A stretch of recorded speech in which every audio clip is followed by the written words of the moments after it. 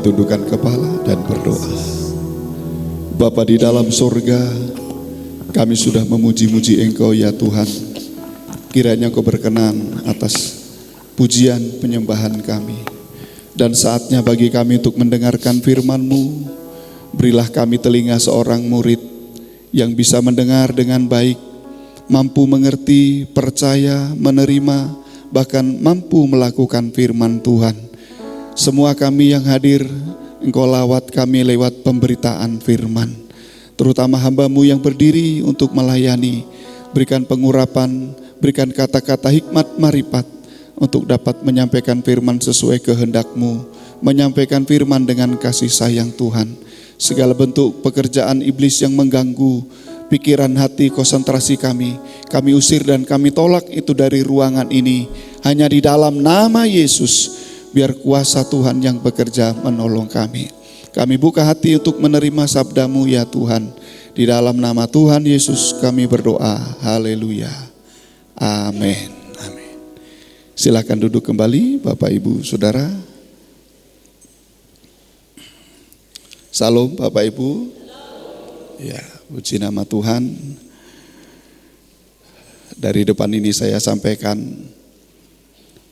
ucapan terima kasih kepada Bapak Gembala setempat di tempat ini, Bapak Pendeta Sajamuddin Gumai. Ya, mungkin Bapak Ibu masih banyak yang ingat saya. Saya Pendeta Ishak Mas dari GKRI Salom Jambi. Mendapat kesempatan untuk bisa berdiri di tempat ini sungguh satu anugerah Tuhan. Ya, Tuhan kiranya menolong kita, mari kita pergunakan waktu yang ada.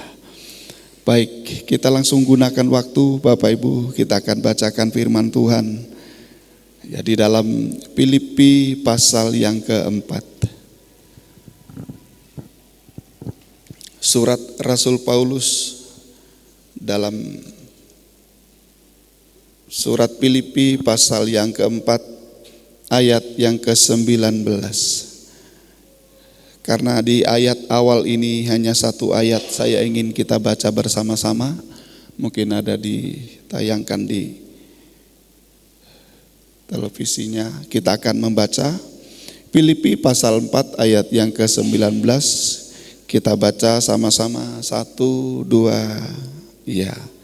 Allahku akan memenuhi segala keperluanmu menurut kekayaan dan kemuliaannya dalam Kristus Yesus.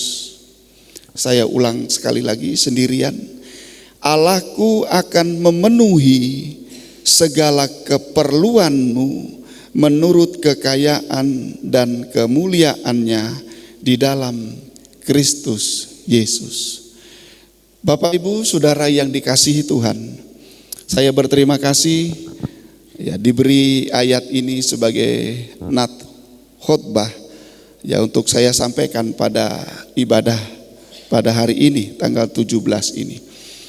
Dikatakan oleh Rasul Paulus kepada jemaat yang ada di Filipi dan khusus juga kepada kita pada kesempatan ini, Allahku akan memenuhi segala keperluanmu, kebutuhanmu menurut kemuliaannya.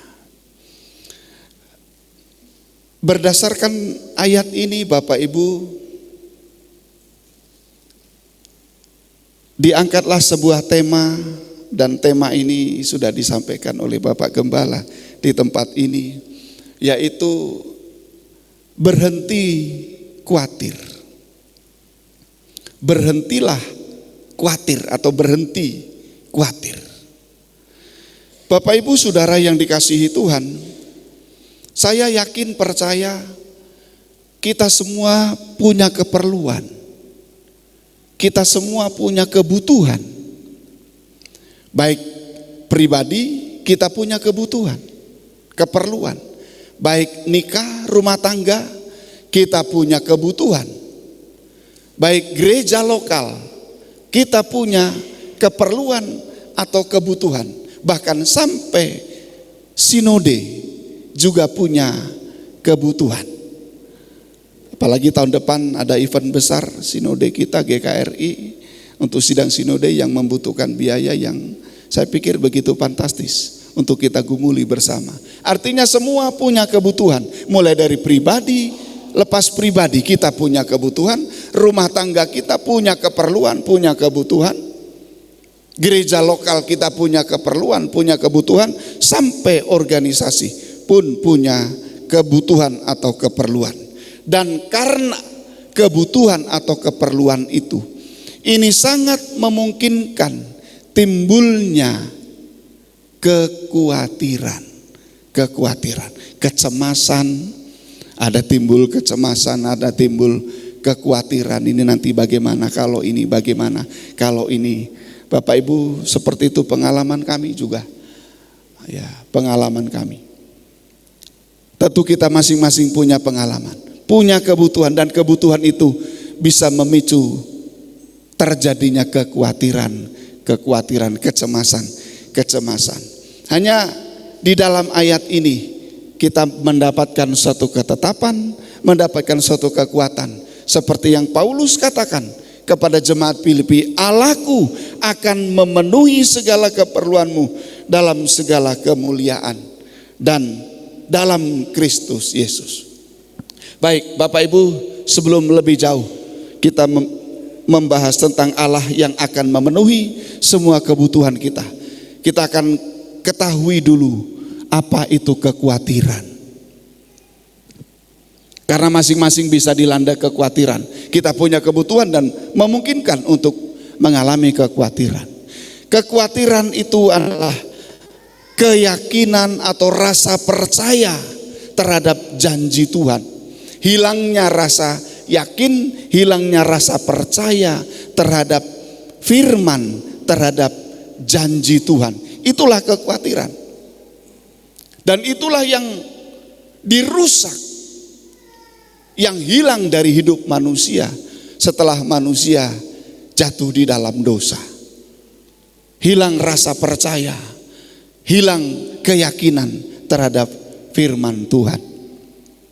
Dan akibat dari kekhawatiran, ada beberapa akibat dari kekhawatiran. Salomo mengatakan dalam kitab Amsal pasal 12 ayat 25. Amsal pasal 12 ayat 25. Akibat kekhawatiran yang pertama bisa membungkukkan orang. Menjadi bungkuk, ya. Amsal 12 ayat yang ke-25. Baik, kekhawatiran dalam hati membungkukkan orang, tetapi perkataan yang baik menggembirakan dia. Kekhawatiran dalam hati itu membungkukkan orang. Orang bungkuk itu mohon maaf, ya kalau ada yang bungkuk di sini mohon maaf, bukan secara fisik mungkin, tetapi bungkuk itu lebih kurang sama bentuknya seperti huruf tanda tanya, tanda baca yaitu tanda tanya. Ada keraguan. Kekhawatiran itu membuat seseorang menjadi bungkuk, tidak bisa menengadah ke langit, tetapi hanya melihat ke bumi. Hanya tanda tanya. Beribadah pun tanda tanya. Ibadah enggak ya? Berdoa tidak ya? Berbuat baik tidak ya? Nanti kalau kita berbuat baik, apa untungnya? Beribadah atau tidak ya?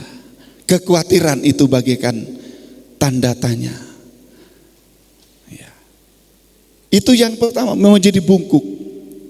Bungkuk, tidak bisa melihat ke atas, tidak mempercaya itu. Yang kedua, saya memperhatikan orang yang khawatir, jemaat yang khawatir. Saya gembala sidang, kalau jemaat khawatir, kalau orang khawatir, bukan hanya jemaat, pendeta, hamba Tuhan, juga orang yang khawatir, tidak bisa berbuat benar, tidak bisa berbuat baik. Orang yang khawatir tidak bisa berkorban. Orang yang khawatir tidak bisa berbuat baik. Selain bungkuk, selain hidupnya hanya penuh tanda tanya, orang khawatir itu tidak bisa menjadi orang benar.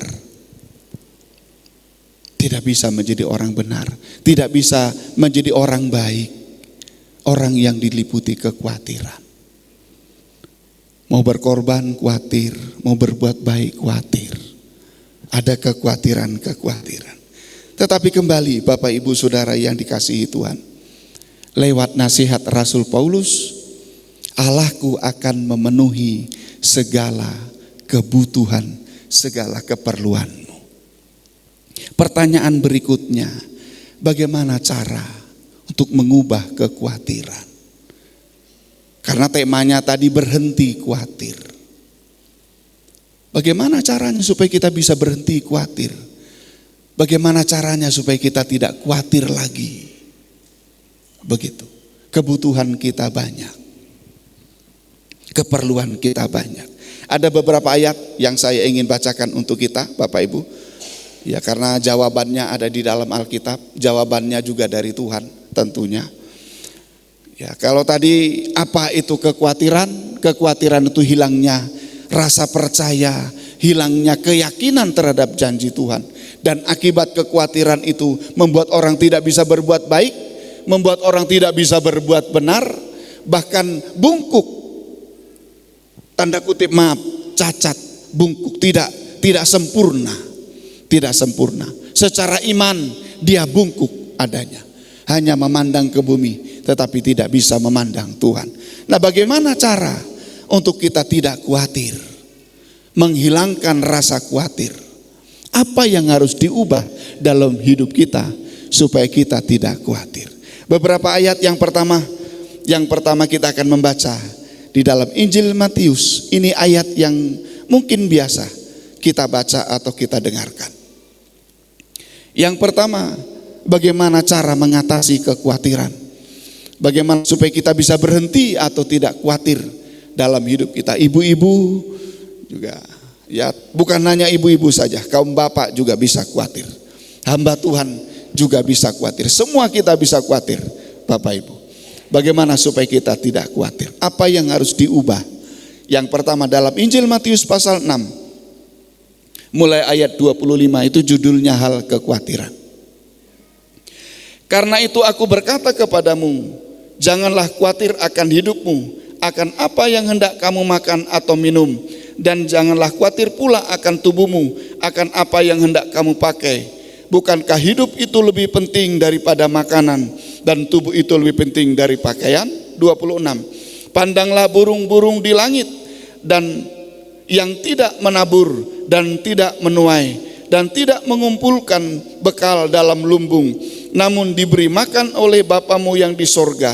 Bukankah kamu jauh melebihi burung-burung itu? 27. Siapakah di antara kamu yang karena kekhawatirannya dapat menambahkan sehasta saja pada jalan hidupnya? Dan mengapa kamu khawatir akan pakaian? Perhatikanlah bunga bakung di ladang yang tumbuh tanpa bekerja dan tanpa memintal. Namun aku berkata kepadamu, Salomo dalam segala kemegahannya pun tidak berpakaian seindah salah satu dari bunga itu. Sampai di situ pembacaannya. Bapak Ibu Saudara, pertanyaannya tadi, karena akibat kekhawatiran itu buruk adanya. Orang Kristen kalau tidak bisa berbuat baik, orang Kristen kalau bungkuk rohaninya, tentu sulit untuk bisa berbuat baik. Itu akibat orang khawatir. Maka kita tentu harus mencari solusi bagaimana supaya kita tidak khawatir dalam hidup kita. Yang pertama, cara untuk mengatasi kekhawatiran atau supaya tidak khawatir, yang harus diubah adalah pandangan perhatian kita. Kaum bapak dan ibu, anak-anak, pemuda, remaja, ya, yang masih sekolah, kuliah, kita butuh banyak kebutuhan. Ya, karena saya punya anak sekolah kuliah satu, ya, banyak kebutuhan Bapak Ibu yang harus diubah supaya kita berhenti khawatir atau tidak khawatir adalah pandangan dan perhatian kita. Tadi dikatakan di dalam pembacaan ini, pandanglah burung-burung di langit, burung-burung di udara. Bukan burung-burung yang disangkar, bukan burung-burung yang di dalam kandang yang memang disediakan oleh tuannya, tetapi justru burung-burung di udara. Pandanglah bunga-bunga di padang, bukan bunga yang di taman. Kalau bunga di taman itu sudah pasti dibersihkan, dipupuk, dikasih kompos, disiram. Tetapi justru Alkitab mengatakan pandanglah burung di udara, pandanglah juga, perhatikanlah bunga di padang, bukan yang di taman. Bukankah kita lebih baik? Bukankah kita lebih pintar? Hidup itu lebih penting daripada burung-burung dan bunga di padang. Amin, Bapak Ibu. Iya, dikatakan jangan khawatir tentang itu semua. Burung di udara bisa berkembang biak, beranak cucu, beranak pinak. Bunga di padang tidak ada yang nyiramin itu, tidak ada yang membersihkan itu, tetapi begitu indah mekar pada waktunya. Tuhan menghiasi semuanya. Yang perlu diubah supaya kita berhenti khawatir adalah pandangan perhatian kita. Seringkali kita memperhatikan kebutuhan kita, memperhatikan keadaan kita lebih dari yang lain, lebih kepada Tuhan. Yang kedua, Bapak Ibu, bagaimana cara supaya kita tidak khawatir? Di dalam Filipi pasal yang keempat tadi. Baik, saya akan tunjukkan ayat-ayat ini dan akan bacakan untuk kita tentunya. Yang kedua, bagaimana supaya kita tidak khawatir?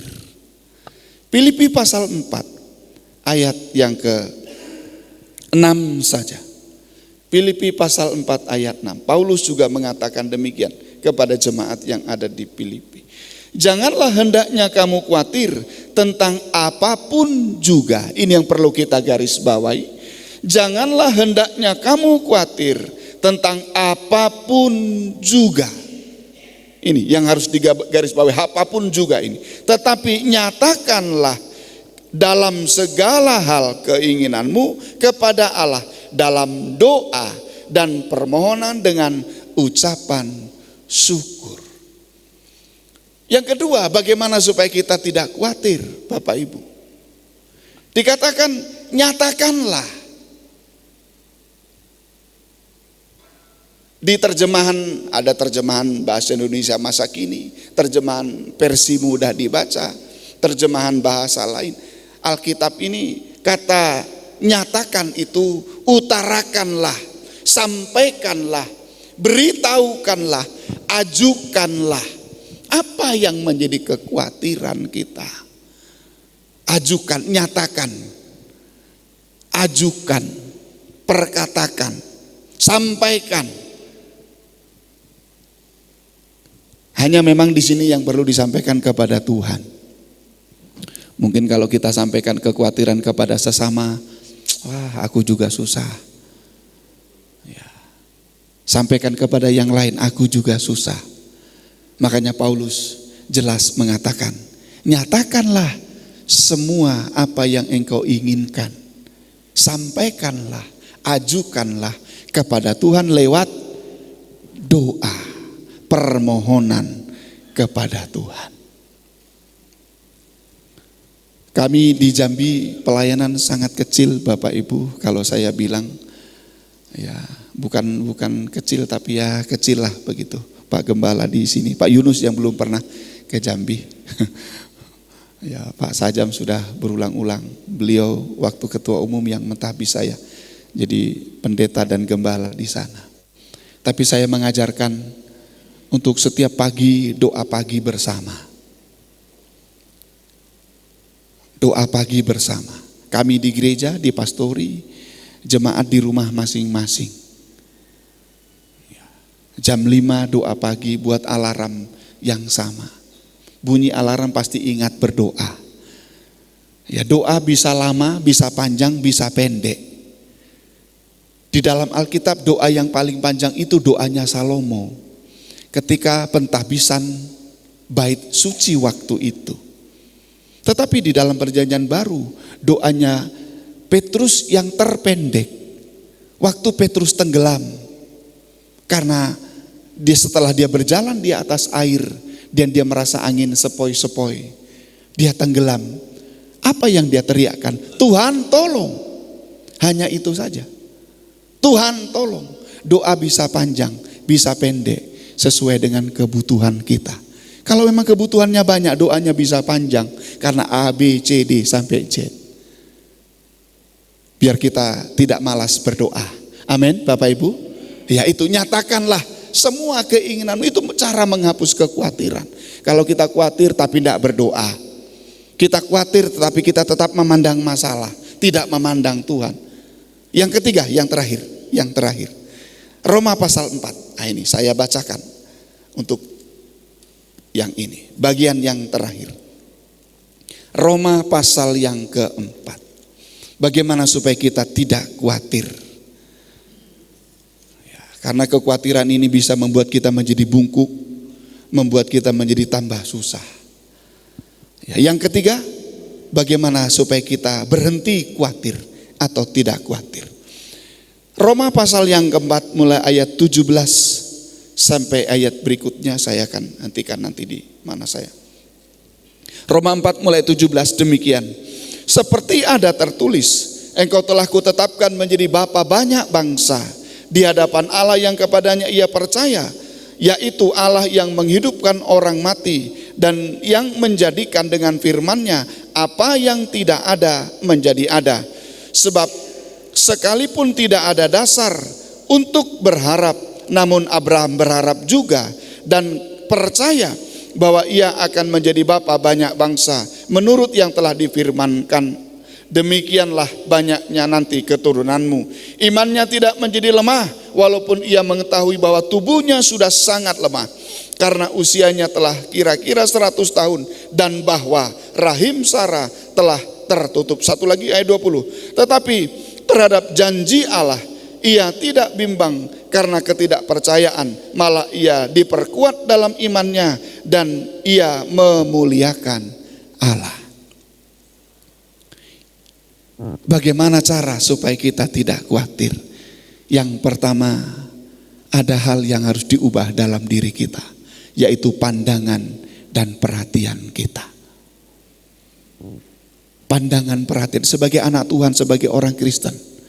Pandangan perhatian kita, apalagi dalam ibadah, dalam gereja, saat beribadah, saat melayani. Yang kedua yang harus diperhatikan adalah doa lewat nyatakan, ungkapkan, beritahu. Dan yang ketiga, seperti pengalaman Abraham, bagaimana supaya kita tidak khawatir? Percaya, yakin pada firman. Karena firman Tuhan tidak berubah, dulu, sekarang, sampai selamanya. Mampu menciptakan yang tidak ada menjadi ada. Amin, Bapak Ibu. Firman Tuhan mampu menciptakan yang tidak ada menjadi, berkuasa mengadakan yang tidak ada menjadi ada. Ketika kita yakini, mungkin pekerjaan tidak ada, uang tidak ada, kita percaya kepada Tuhan. Ada sesuatu yang khawatir, kita nyatakan kepada Tuhan. Kita beribadah, kita dengar firman. Percaya Tuhan, percaya janji Tuhan. Tuhan buka jalan. Ada orang baik yang Tuhan pertemukan kepada kita, memberi jalan. Sehingga apa yang kita khawatirkan, apa yang menjadi pergumulan kita, bisa tertolong. Semoga kita bisa mengerti. Ya, Tuhan kiranya menolong kita. Maka Bapak Ibu Saudara yang dikasihi Tuhan, ya, pengalaman Abraham yang bagian yang ketiga, pengalaman Abraham ini yang kita baca tadi. Abraham tidak ada dasar untuk percaya kepada Tuhan. Tidak ada dasarnya. Dia sudah sangat tua, tubuhnya sudah lemah. Ya, mohon izin untuk kaum ibu, kaum wanita, rahim Sarah pun sudah tertutup. Sudah tidak ada harapan. Sudah tidak ada dasar untuk tetap percaya kepada Tuhan. Tetapi Abraham tetap percaya. Kalau istilah orang timur mungkin percaya mati. Sonde berubah lagi, percaya mati sudah. Ya. Percaya. Ya. Walaupun orang katakan tidak, dia tetap percaya. Itulah Abraham. Biarlah kita juga menjadi orang yang percaya. Mungkin hari ini kita belum melihat, tidak melihat apa-apa. Hari ini kita melihat sesuatu yang sulit. Hari ini kita melihat sesuatu yang mustahil, yang tidak mungkin. Tetapi lewat pekerjaan firman, lewat ibadah kita, Paulus katakan, Allahku akan memenuhi segala keperluanmu, akan memenuhi kebutuhanmu. Ayo kita arahkan pandangan kepada Tuhan. Kita tingkatkan doa kita ungkapkan isi hati kita. Dan kita semakin yakin pada firman yang kita dengar. Amin Bapak Ibu. Tuhan memberkati kita sekalian. Kita tundukkan kepala, kita akan berdoa, bersyukur kepada Tuhan. Mari berdoa. Bapa di dalam surga, kami sungguh bersyukur untuk kebaikan-Mu yang sudah menolong kami. Kami sadar kami hanya manusia tanah liat yang rapuh. Ketika kami berbenturan dengan masalah, berbenturan dengan penyakit, berbenturan dengan kesulitan keuangan, pekerjaan, kebutuhan. Ketika kami berbenturan dengan hal-hal itu, kami begitu rapuh, seringkali kami cemas, bahkan mengalami kekhawatiran-kekhawatiran. Sampai kami tidak mampu berbuat baik, berkorban, menjadi melayani hal-hal yang baik pun kami tidak mampu. Tuhan ampuni kami. Dan kami bersyukur lewat firman yang kami dengar. Firman-Mu sudah menguatkan kami. Firman-Mu mampu menciptakan yang tidak ada menjadi ada. Jangan kami menjadi bungkuk rohani. Jangan kami menjadi orang yang gagal dalam berbuat baik. Tetapi biarlah kami menjadi orang-orang yang dimampukan oleh Tuhan untuk terus percaya kepada Tuhan. Meskipun terkadang kami tidak melihat dasar apa yang harus kami percayai. Karena janji-Mu ya dan amin. Firman-Mu mampu menciptakan yang tidak ada menjadi ada. Kuat dan mampukan kami untuk tekun berdoa di tengah pergumulan kami. Tidak berteriak, tetapi berdoa dan berserah kepada Tuhan. Tetapkanlah firman-Mu di hati kami. Dan biarlah kami menjadi pribadi-pribadi yang kuat untuk tetap memandang Tuhan, melayani Engkau sampai garis akhir nanti. Terima kasih Tuhan. Dalam nama Tuhan Yesus Kristus, hamba sudah berhenti berbicara, tetapi Roh Kudus akan terus bekerja, menuntun, menolong, mengingatkan kami akan firman, sehingga kami menjadi pribadi-pribadi yang kuat. Di dalam nama Tuhan Yesus Kristus kami sudah berdoa. Haleluya. Amin.